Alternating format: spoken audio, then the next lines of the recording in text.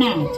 यो नाच विशेष गरी नेपालको मध्यमाञ्चलमा बसोबास गर्ने महतो थारू समुदायमा नाच्ने गरेको पाइन्छ।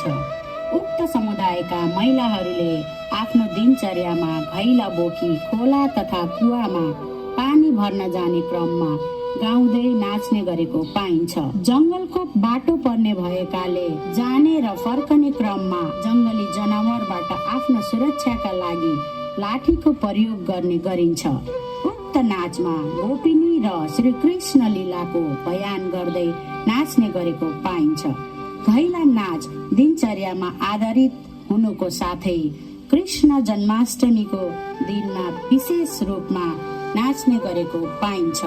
प्रस्तुत नृत्य काउसदी नगरपालिका वडा नम्बर 15 गोदार र बरौलीमा बस्ने महत थारू समुदायले नाच्ने गर्दछन्। यस नृत्यको स्रोत व्यक्ति श्री ओम बहादुर महतो हुनुहुन्छ। श्री